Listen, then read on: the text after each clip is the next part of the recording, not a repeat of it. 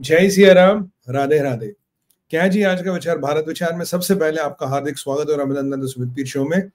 आप अभी फटाफट इस वीडियो को तो पहले आपने लाइक करना और बेल आइकन जरूर जरूर दबाना और इसको बाद में शेयर जरूर कीजिएगा। और कहने की जरूरत नहीं, चैनल को तो आपने सब्सक्राइब करना ही नहीं, तो चैनल कैसे बढ़ेगा। तो आज जो विषय हम लेके आए हैं आपके पास सुमित पीर शो में, वो है बजट 2024। मोदी जो 3.0 में है, इसमें क्या हाइज है, क्या लोज है, क्या उपलब्धि। तो मेरा प्रयास रहेगा 10 से 15 मिनट में आपको पूरी बजट का हिस्ट्री, ज्योग्राफी और इसका पॉलिटिकल साइंस में आपको समझा दूं। पन इंटेंडेड। देखिए, शुरुआत करते हैं आज जो बजट की मेन हाइलाइट्स है। तो बजट भाई साहब, पहले आप ये समझिए, 4 चीजों के आसपास केंद्रित है। युवा, महिला, किसान और गरीब, ये 4 मुद्दे हैं जिसके आसपास केंद्रित है। आप इसमें कहीं मिडिल क्लास की कुछ हाथ पैर भी जोड़ सकते हो, पर वो काफी डिबेटेबल है। तो आज पहले बात करते हैं। सबसे पहले जो मुझे चीज बजट में अच्छी लगी, 500 कंपनियां जो टॉप नॉच कंपनी है, उन्हें इंसेंटिवाइज किया गया है। वो अपने सीएसआर से पैसा निकाल सकते हैं और करीब 1 करोड़ इंटर्न्स को ट्रेन करेंगे। मतलब 1 करोड़ इंटर्न्स ले सकते हैं, उसका पैसा उनके सीएसआर से ज्यादा। देखिए, बड़ी कंपनियां सीएसआर जरूर देती है, वो किसी अनाथालय को दे, किसी सोसाइटी के काम के लिए दी, तो वो पैसा वो निकाल के अपने इंटर्नों को ऑन द जॉब ट्रेनिंग जिसे कह सकते हैं वो करने के लिए दे सकती है। कल हमारे यहाँ इकोनॉमिक सर्वे आया था जिसमें बोला था भाई 80 लाख नौकरियां क्रिएट करने की जरूरत है इस कंट्री को चलाने के लिए, क्योंकि सबसे ज्यादा युवा हमारे पास है, सबसे ज्यादा कॉलेज ग्रेजुएट पढ़ा लिखा व्यक्ति हमारे पास है। तो उसको एम्प्लॉय करना, तो 80 लाख नौकरियां बनानी है।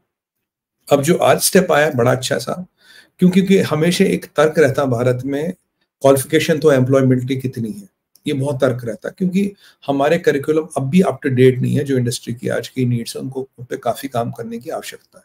अगर ये 1 करोड़ लोग ट्रेन होते टीसीएस में, इन्फोसिस में, विप्रो में, एलएनटी में, एग्जाम्पल मैं कह रहा हूँ, and they can go to the job market, और इनकी इनकी नौकरी मिलने की क्षमता बहुत बड़ी है। और अगर हमारा 1 करोड़ का पायलट सफल होता तो कल को ये 2 या 3 करोड़ तक भी हम इसको ले जा सकते हैं। तो एक बहुत बड़ी समस्या को ये सेटल करता है। दूसरी चीज है, अगर आप एक युवा है, आपको रोजगार मिलता है, तो आपको 15,000 रुपए तक का, यानी कि पहली सैलरी और एक 15,000 रुपए का लिमिट है, 3 किस्तों में आपके खाते में आ जाएगी। बड़ा प्रोत्साहन है सर। जब किसान को पैसा मिल सकता है, जब मजदूर को मिल सकता है, गरीब को मिल सकता है, तो युवा को भी मिलना चाहिए। बहुत अच्छी बात है। और आज जब आप एक एम्प्लॉयर है, अगर आप नए लोग लेते हो तो आपको 3,000 रुपए तक का पीएफ में फायदा होगा। अब ये काम आता जो लेबर इंटेंसिव इंडस्ट्रीज होती है, जहां लेबर बहुत लगती है, कंस्ट्रक्शन हो गया, लेदर हो गया, फैक्ट्री हो गया, तो इन अ वे ये मैन्युफैक्चरिंग सेक्टर को बूस्ट दिया गया है। ये 3 चीजों की उपलब्धियां हैं। अब किसान के लिए क्या है? अब ये तो युवा हो गया, अब किसान के लिए क्या है? किसानों को जो सामान निधि वगैरह वो सब मिलती आ रही है। 1 करोड़ किसानों को आइडेंटिफाई किया गया है ऑर्गेनिक या नेचुरल फार्मिंग के लिए, क्योंकि ऑर्गेनिक और नेचुरल फार्मिंग, 1 करोड़ किसान यानी कि 5 लाख किसान। 1 करोड़, एक किसान मतलब एक फैमिली का एक किसान, चारों की फैमिली है ना, तो वो तो सभी अपने आप को किसान बताती है। तो मतलब 1 करोड़ किसानों के घर मोटा मोटा कहे, तो इनको ऑर्गेनिक फार्मिंग के लिए, नेचुरल फार्मिंग के लिए इनको तैयार किया जाएगा और इनकी जो ओरिएंटेशन वहाँ की जाएगी। आप जानते हैं पंजाब में हमारे पास बहुत समस्या आ रही केमिकल्स वगैरह फर्टिलाइजर्स को लेके, तो ये एक और इम्पोर्टेंट स्टेप है फार्मर्स के लिए। बाकी लोन वोन सब कुछ मिलता रहेगा। महिलाओं के लिए क्या है? महिलाओं के लिए साहब, एक तो बनाया गया है डॉर्मेट्री, मतलब पब्लिक प्राइवेट पार्टिसिपेशन, एक डॉर्मेट्री यानी कि वर्किंग वुमन हॉस्टल सा कहिए, वो बनाए जाएंगे और हर जगह इनको बनाया जाएगा ताकि महिलाएं वहां आ सके, काम कर सके, पढ़ सके, सुरक्षित रह सके। दूसरी बात, जो मुद्रा लोन है वो 10 लाख से 20 लाख कर दिया गया। आप जानते हैं कि सबसे ज्यादा जो मुद्रा लोन में लेती है वो हमारी बहनें लेती, तो उनके लिए बहुत बड़ा इंपॉर्टेंट इम्पीटस ये है। क्योंकि समस्या क्या, हमारा 27% वुमेन फोर्स ही अभी काम करता है। चाइना में 67 है। अब मान लीजिए 40% और ऐड कर दिया तो अर्थव्यवस्था कहाँ पहुंचेगी, कितना उछाल मारेगी। तो ये वुमेन एम्पावरमेंट में स्टेप है। जैसे एक स्टेप मैं आपको बता दूं, बोला कि अगर कोई मकान की रजिस्ट्री महिला के नाम से होती है तो उस पर आप स्टैंप ड्यूटी में छूट दे, ताकि ज्यादा से ज्यादा प्रॉपर्टियों का कंट्रोल और रजिस्ट्रेशन महिलाओं के नाम पे हो। ये अच्छा स्टेप है।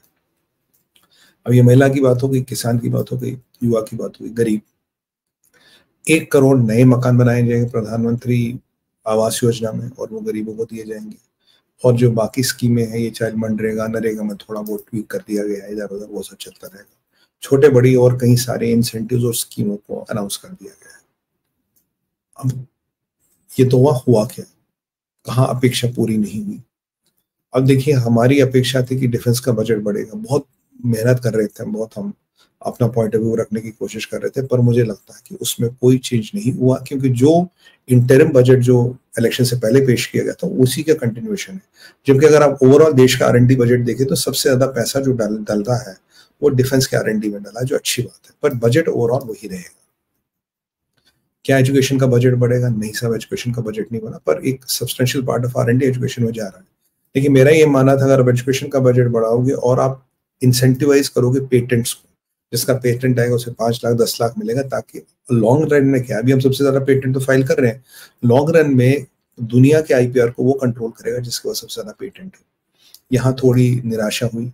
हेल्थ सेक्टर को लेके जो बजट आउटले इन टर्म में था वही था, कोई बाजार नहीं। तो मतलब हेल्थ, एजुकेशन और डिफेंस का लगभग लगभग बजट वही है। मैंने डिफेंस का R&D आपको बता दिया। अब हम डिफेंस एक्सपोर्ट भी करने लगे। डिफेंस प्रोडक्शन में मैंने आपको बताया था लास्ट ईयर से अब तक करीबन 32% इंक्रीज किया, पर अभी बहुत हार्ड चढ़ने से, अभी तो बहुत रास्ता आगे है। एजुकेशन से आते हैं मिडिल क्लास पे।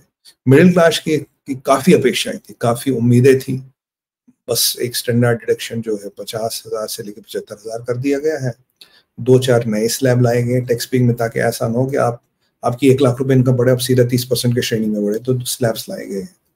क्योंकि विडम्बना इस देश की है कि केवल 9 करोड़ लोग टैक्स देते हैं, उसमें से करीब करीब 6 करोड़ ही या उससे भी कम लोग अभी जो एक्चुअल टैक्स भरते हैं। रिटर्न तो 9 करोड़ भरते हैं, बाकी टैक्स में आते जाते रहते हैं। हमने कई सारी स्कीमें निकाली जी। EWS में दिल्ली सरकार के स्कूल में एडमिशन चाहिए तो आपकी इनकम 2 लाख से कम होनी चाहिए, पहले 1 लाख से कम थी। तो कई सारी ऐसी स्कीमें जिसमें लोग, जिनके चलते हुए लोग अपनी इनकम डिक्लेयर ही नहीं करना चाहते।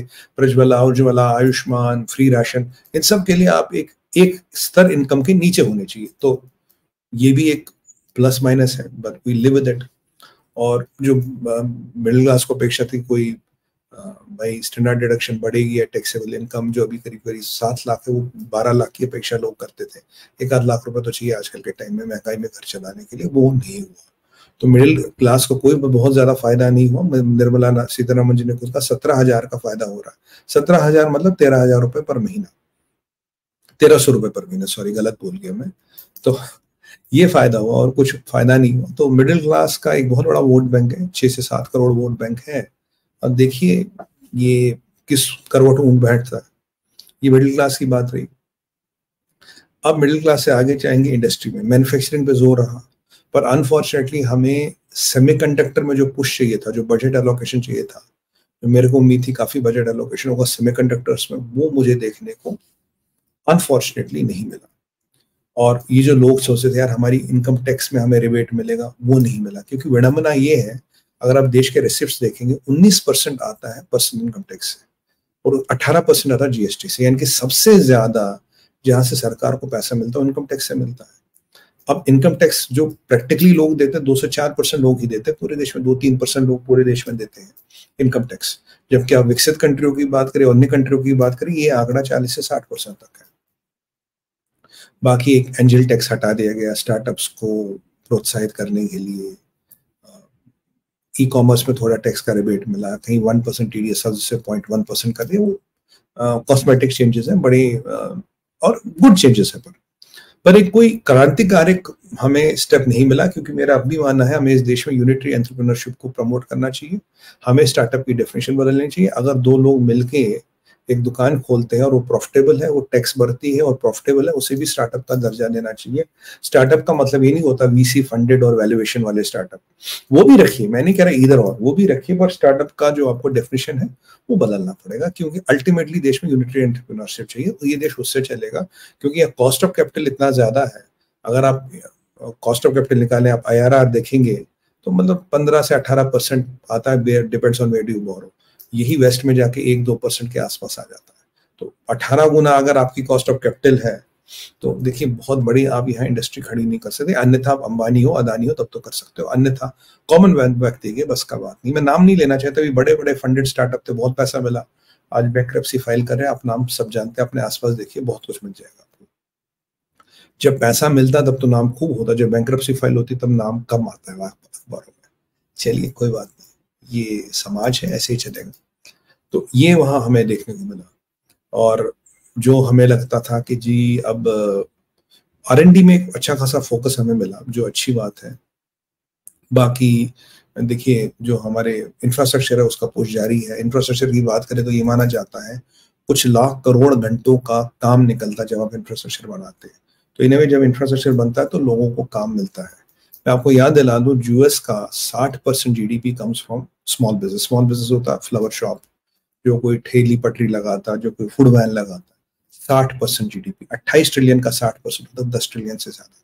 अब आप सोचिए इस सेक्टर में कितना दम है, इस सेक्टर में कितना दमखम है। इसीलिए मैं बार बार बार बार लगातार कहता हूँ यूनिटरी एंटरप्रेन्योरशिप पर फोकस कीजिए, वहां हम ये चमत्कार कर सकते हैं। महिलाओं को वर्कफोर्स में लाने की कोशिश की गई, अच्छी बात है।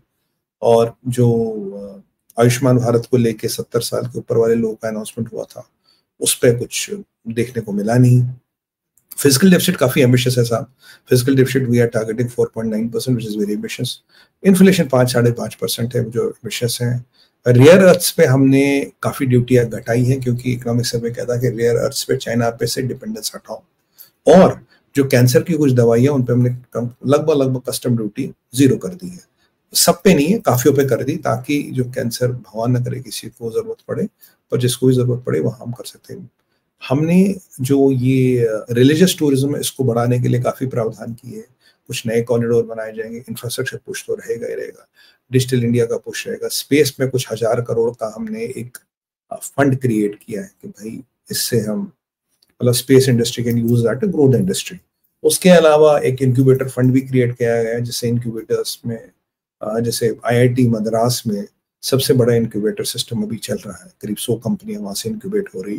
तो ये इंक्यूबेट हमें हर जगह करना है। बट हाँ, जो मूलभूत सुधारों की जरूरत है, करिकुलम को ट्वीक करना, वो अभी तो खैर नहीं हुआ और बजट में हो भी नहीं सकता। उसके अलावा काफी लोगों का ये मानना है, जो मिडिल क्लास हताश और निराश है। देखिए देश में समस्या सिंपल है। एक कोई बिजनेसमैन है, कोई कंपनी है, कोई फैक्ट्री का मालिक है, पूंजीपति है। अब मान लीजिए वो सेल करता 100 करोड़ की, 100 करोड़ की उसकी इनकम है, वो 98 करोड़ खर्चा दिखा देगा, 99 करोड़ का खर्चा दिखा देगा। बोला 1 करोड़ मेरे पास है, इसमें मैं एक्सपेंस, इस पे आप मुझसे टैक्स ले लो, 25% ले लो। 25% ही है भारत में। और ये सैलरी वाला है, इसका तो पहले दिन 33% कटता। आपकी 3 लाख सैलरी 1 लाख रुपए कट के आएगी।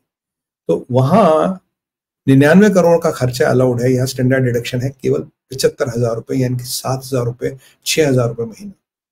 तो ये जो विडंबना है समाज में, इसको ठीक करना पड़ेगा। लोगों को ज्यादा से ज्यादा टैक्स नेट में लाना पड़ेगा, टैक्सों को स्ट्रीमलाइन करना पड़ेगा। स्लैब आने के बाद मध्यम वर्ग को थोड़ा तो फायदा मिलेगा, क्योंकि ये नहीं 1 लाख रुपए बढ़ गए तो सीधा 30% वाले ब्रैकेट में आ गए। तो बीच में कई सारे स्लैब है, पर अभी भी रास्ता बहुत कठिन है, बहुत दूर है। ये मेजर टेक अवेज थे जो हमें आज बजट से मिले हैं। कंटिन्यूएशन है जो मोदी 3.0 का था। हाँ, एक पॉलिटिकल मुद्दा तो रह ही गया था साहब। नीतीश बाबू को मिले हैं करीब करीब 26,000 करोड़, और चंद्रबाबू नायडू जी को मिले हैं 17,000 करोड़। तो दोनों को मिला के आप गणित कीजिए, ये शायद 56,000 करोड़ मिले हैं, और 17 चलिए आप 40 भी मान लीजिए, 40,000 करोड़ मिले हैं, 27 और 15। तो ये टोटल गणित मिलके आती है $5 बिलियन, यानी कि $5 बिलियन की सौगात मिली है हमारे भाइयों को बिहार में और आंध्र में। और कहीं ना कहीं अगर पूरे टैक्स स्ट्रक्चर को रिवैम्प किया जाता और चीजें बदली जाती है, ऑल टुगेदर बहुत सिंप्लीफाइड किया जाता है, इसका अनुमान 7,000 करोड़ माना जाता है। तो which is just $1 billion, 1 billion से भी कम है। तो पर ये जो इससे जो लोग इफेक्टेड है टैक्स से, 8 करोड़ डायरेक्ट है जो सैलरीड लोग हैं, 4 से 6 करोड़, और जिनको कंपनियों से भी सैलरी मिलती है अपनी कंपनियों से, तो 6-7 करोड़ है, और उनका परिवार लगाइए। तो अब यहाँ बिहार और आंध्रा की राजनीति और बिहार और आंध्रा का vote bank in middle class और सैलरी क्लास से इसको ज्यादा बेनिफिट मिल रहा है। अभी मैं किसी डिबेट पे था, तभी किसी ने कहा यार फिर ये मत बोलना कि मिडिल क्लास वोट देने नहीं जाता। चुनाव आने वाले, महाराष्ट्र में चुनाव आने वाले हैं, हमारे और भी राज्यों में। क्या ये रणनीति अच्छी है? क्या हमें कुछ मूलभूत सुधार करने पड़ेंगे? क्या आपको 99 करोड़ का 100 करोड़ की इनकम में से खर्चा अलाउड है, और जिसकी तनख्वाह 1 लाख रुपए है, 25,000 से ऊपर टैक्स लगता है देश में? क्या 25,000 26,000 वाले से टैक्स लिया जाए और वहां 99 करोड़ का खर्चा अलाउड किया जाए? ये कुछ चीजें हैं। यहाँ कॉस्ट ऑफ कैपिटल इतना ज्यादा है। क्रेडिट कार्ड्स 5% महीने का ब्याज लेते हैं, और क्रेडिट कार्ड के इंटरेस्ट पे जीएसटी लगता। आप 70 साल से ऊपर अपने पेरेंट्स का मेडिकल इंश्योरेंस कराइए, जो मैं करा रहा था अभी, तो मेरे को 24,000 रुपए का तो जीएसटी लगा है।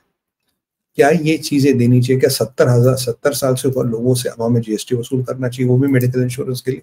कुछ चीजें हैं जिन पर सुधार हो सकता था, नहीं हुआ है। हम अपेक्षा करते और भी सुधार होगा। पर अब की बार जो मुझे बजट में ओवरऑल दिखा, मुझे कहीं ना कहीं जो एलाइज का थोड़ा प्रेशर है वो दिखा है। मैं आपको डायरेक्ट बोलूंगा, ये वो मोदी जी वाला बजट नहीं है जो पहले हमने मोदी 1.0 और 2.0 में देखा। यहाँ कुछ लिमिटेशंस, कुछ मजबूरियां जरूर दिखी, पर ये राजनीति है, मैंडेट ही आप लोगों ने ऐसा दिया तो भाई बजट भी तो ऐसा ही बनेगा। ओवरऑल मैक्रो पैरामीटर्स की बात करें, भारत ठीक है, भारत के macro parameters are fine. Economic survey की बात करें, फॉरेन एक्सचेंज रिजर्व की बात करें, स्पेंडिंग की बात करें, हाँ एक रेड फ्लैग जरूर है, सेविंग्स देश में कम हो रही, क्रेडिट कार्ड डेप्ट बढ़ रहा है, यूथ क्रेडिट कार्ड में एंट्रैप हो रहा है, यूजिंग द वर्ड एंट्रैप, और जो इनकम टू सेविंग रेशियो वो पहले से गिरा है। ये कुछ चीजें जिन पे हमें ध्यान देना चाहिए। पोटेंशियल हमारे पास बहुत है, अनलिमिटेड है, कुछ भी कर सकते हैं, पर कितना इसको कैपिटलाइज करेंगे ये विषय जरूर है।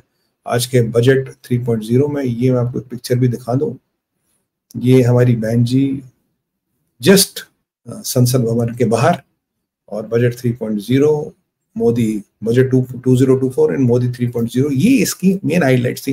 बाकी इधर उधर छोटी मोटी चेंजेस है जो आपके और हमारे जीवन को इम्पैक्ट नहीं करती। यही था आज का विचार भारत विचार में। मैंने कहा 15 मिनट में आपको समझाने का कोशिश करूंगा all the synopsis, all the important points what matter in your and my life. तो भाई जो मेरी एडवाइजरी से जुड़ना चाहते हैं वो है sumitp.com पे आइए, आपको सारी इन्फॉर्मेशन मिलेगी। ईमेल कैसे में कांटेक्ट करना, देश विदेश में कहीं भी हो सकते हैं। और मेल से मुझसे जुड़ना चाहते तो sumitpirofficial@gmail.com, मेरी टीम के पास मेल आएगी और जो भी इंपॉर्टेंट मेल्स है मेरे पास आती है। इसी के साथ मैं आपसे आज्ञा लेना चाहता हूँ। भारत माता की जय, वंदे मातरम एंड हर हर हर महादेव।